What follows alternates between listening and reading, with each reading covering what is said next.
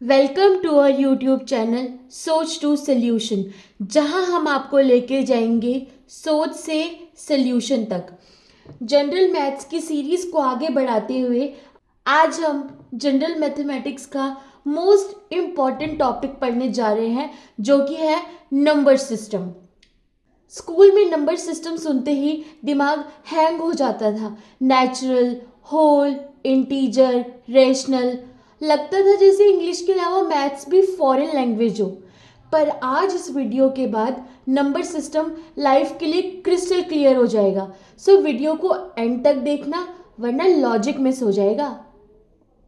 चलिए शुरू करते हैं हम नंबर सिस्टम की वीडियो, जहां हम चीज़ों को रट्टे से नहीं, लॉजिक से समझते हैं। नंबर सिस्टम एक तरीका होता है जहाँ पे हम सीखते हैं नंबर्स को रिप्रेजेंट करना, क्लासीफाई करना और उनके साथ काम करना, ताकि हम किसी भी चीज़ को कैलकुलेट कर सके, काउंट कर सके, कंपेयर कर सके और मेज़र कर सके।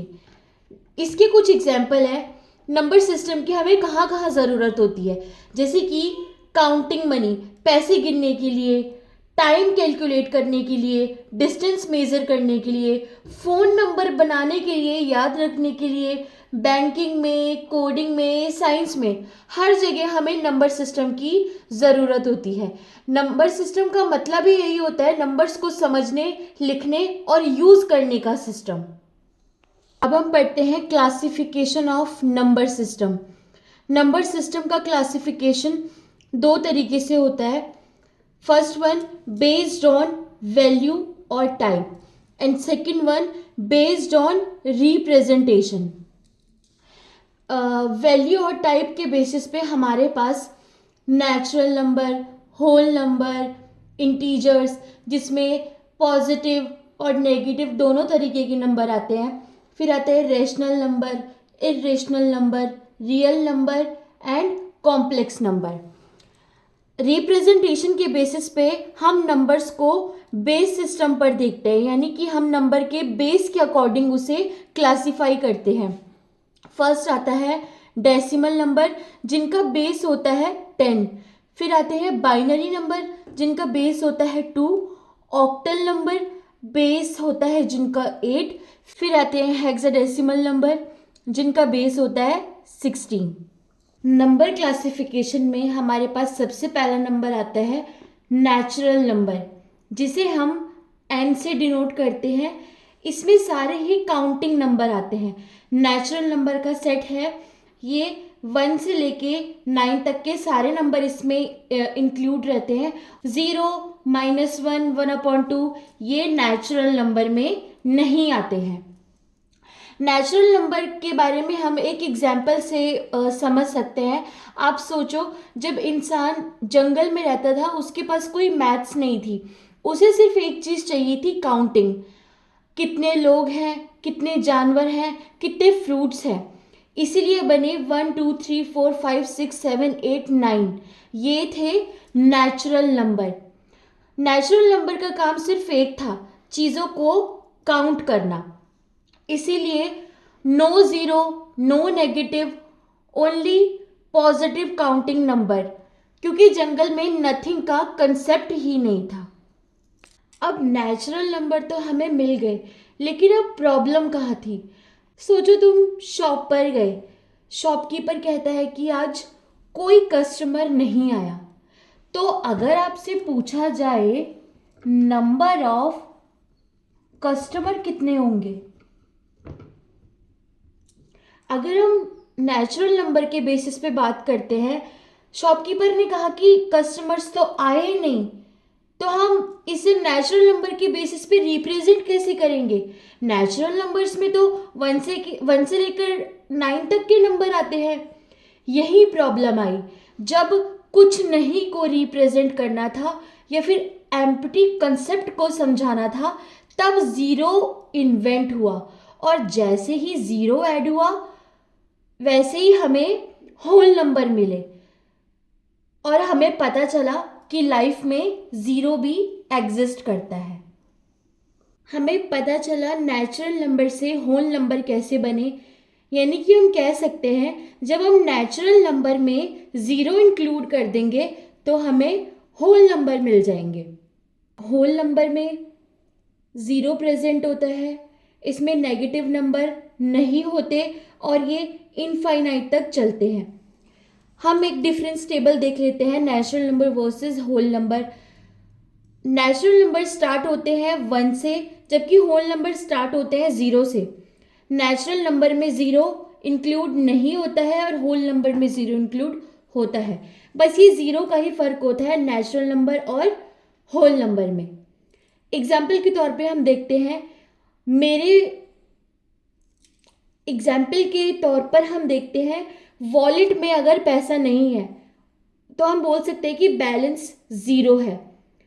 तो 0 भी तो काउंट होना चाहिए ना, इसीलिए होल नंबर बने। होल नंबर का कंसेप्ट तो हम अच्छे से समझ गए, लेकिन इसके बाद भी कुछ प्रॉब्लम्स आई।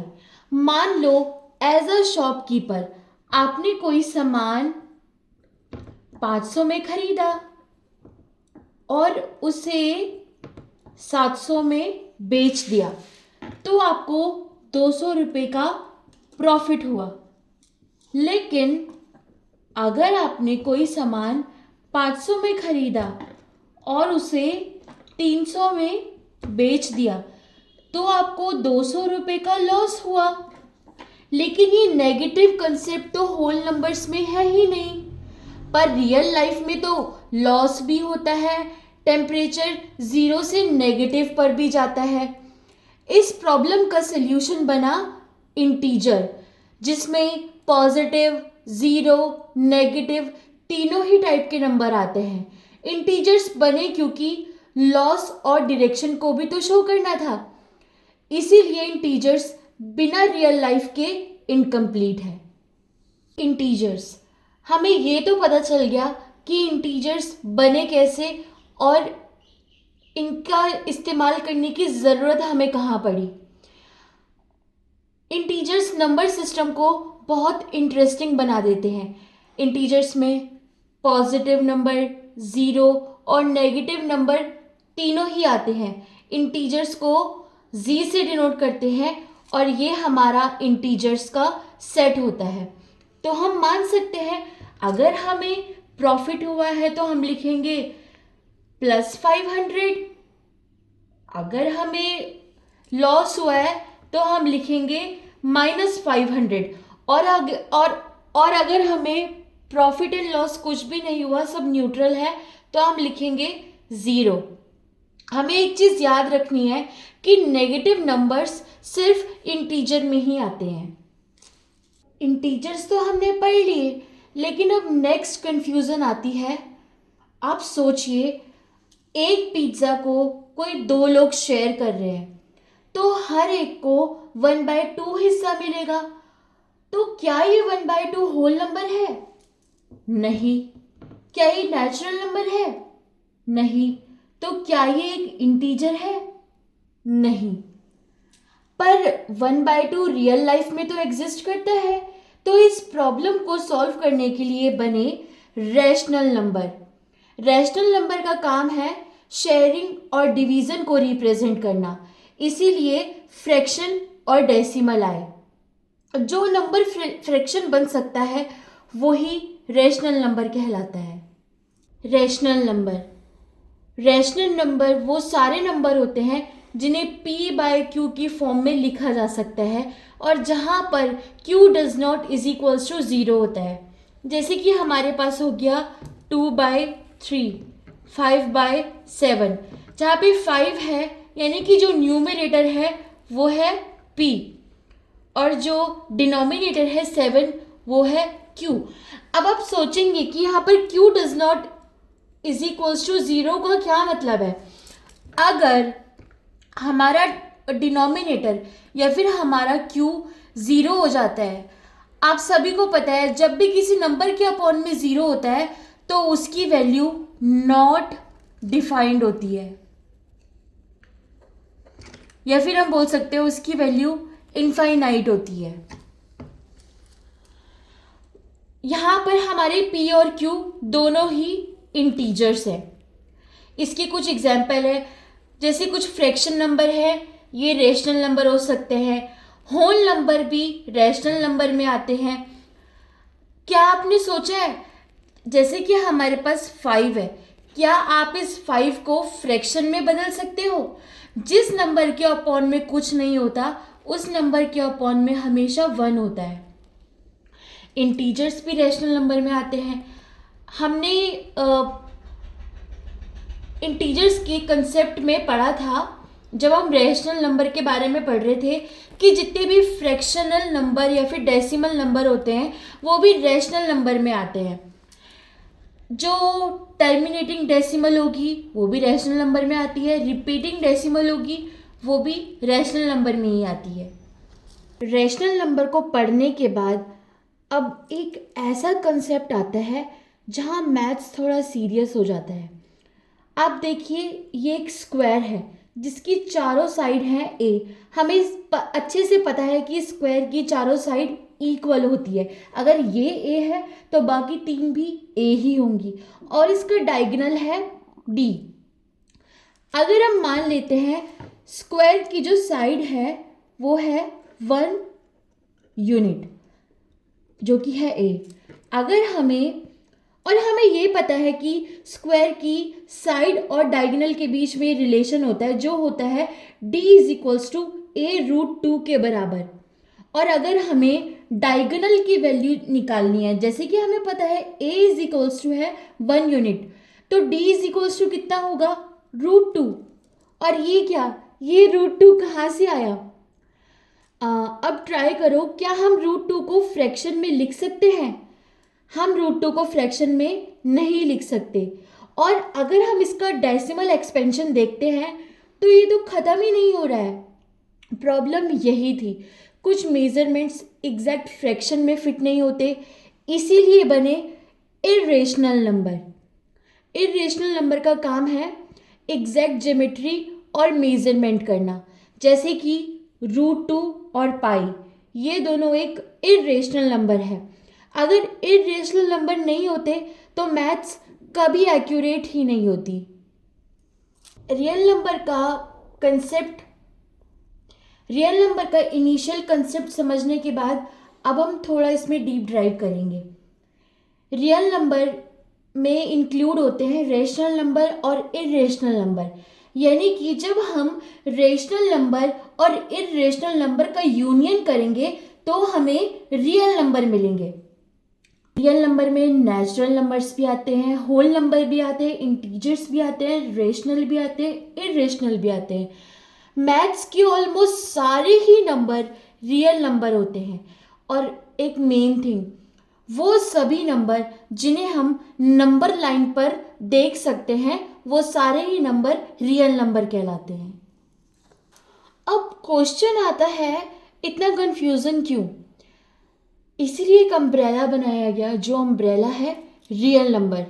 जैसे कि मैं आपको पहले ही बता चुकी हूँ, जो भी नंबर रियल दुनिया में यूज़ होता है, जैसे कि हम देख सकते हैं natural number, whole number, integer, rational, irrational, ये सारे ही नंबर रियल लाइफ में यूज़ होते हैं। और मैंने आपको बाय एग्जाम्पल सब कुछ एक्सप्लेन कर दिया है कि ये सारे ही नंबर कैसे हमारी रियल लाइफ से रिलेटेड है। कॉम्प्लेक्स नंबर ये क्या है और क्यों ज़रूरी है? स्कूल में एक नंबर आता है जिससे हम सब डरते हैं, जो कि है कॉम्प्लेक्स नंबर। जब टीचर बोलते हैं i = √-1 और हम सोचने लगते हैं कि नेगेटिव का स्क्वायर रूट, मैथ सब साइंस फिक्शन हो गई है क्या? पर सच ये है, कॉम्प्लेक्स नंबर दिमाग खराब करने के लिए नहीं, रियल दुनिया के प्रॉब्लम सॉल्व करने के लिए बने हैं। तो आज इस वीडियो के बाद कॉम्प्लेक्स नंबर परफेक्टली लॉजिकल लगने लगेंगे। जैसे कि √4 का जो वैल्यू निकलती है वो निकलती है 2, √9 की वैल्यू निकलती है 3, बट √-4 की वैल्यू क्या होगी? यहाँ पर आप सब अटक गए ना। जैसे कि हमें पता है जब हम दो पॉजिटिव नंबर को मल्टीप्लाई करते हैं तो आंसर पॉजिटिव आता है। वहीं जब हम दो नेगेटिव नंबर को आपस में मल्टीप्लाई करते हैं तो भी आंसर पॉजिटिव ही आता है। तो जब मैंने ये रूल आपको इलेबोरेट कर दिया है तो इसकी वैल्यू तो आप निकाल ही लेंगे। मैथ्स में एक इक्वेशन है x square plus one is equals to 0, so x square will be -1। So ये जो एक्सप्रेशन हमारे पास है, क्या ये नेचुरल है? नहीं। इंटीजर है? नहीं। रेशनल है? नहीं। तो क्या ये रियल है? नहीं। पर ये इक्वेशन भी तो गलत नहीं है। तो मैथ्स ने क्या किया? मैथ्स ने बोला ठीक है, एक नया टाइप का नंबर इन्वेंट करते हैं और बोला जो -1 रूट के अंदर है उसको आयोटा बोलेंगे, जहाँ पर iota square is equals to होता है -1 और इसी से बना इमेजिनरी नंबर। अब आप ध्यान से सुनना, जब रियल नंबर और इमेजिनरी नंबर दोनों मिल जाते हैं तब बनता है कॉम्प्लेक्स नंबर, और कॉम्प्लेक्स नंबर का फॉर्मेट होता है a + b आयोटा, जहाँ पे a का मतलब होता है रियल नंबर, b का मतलब होता है इमेजिनरी नंबर और आयोटा बराबर होता है स्क्वायर रूट ऑफ -1। जैसे कि आप कुछ एग्जाम्पल देख सकते हैं, 3 + 2 आयोटा, -1 + आयोटा। और हम बोल सकते हैं a complex number has a real part and an imaginary part. अब हम पढ़ेंगे ये जो कॉम्प्लेक्स नंबर होते हैं ये एक्चुअली में इस्तेमाल कहाँ होते हैं या फिर इनका रियलिस्टिक यूज़ होता कहाँ पर है। AC current, circuit, signal flow. Electricity सिर्फ स्ट्रेट लाइन में नहीं चलती, वो वेव फॉर्म में होती है। वोल्टेज और करंट का रिलेशन सिर्फ रियल नंबर से एक्सप्लेन हो ही नहीं सकता। तो कॉम्प्लेक्स नंबर हमारे यूज़ होते हैं इलेक्ट्रिकल सर्किट्स में, क्वांटम फिजिक्स में, इंजीनियरिंग में, यहाँ तक कि हमारे मोबाइल नेटवर्क में भी कॉम्प्लेक्स नंबर ही यूज़ होते हैं।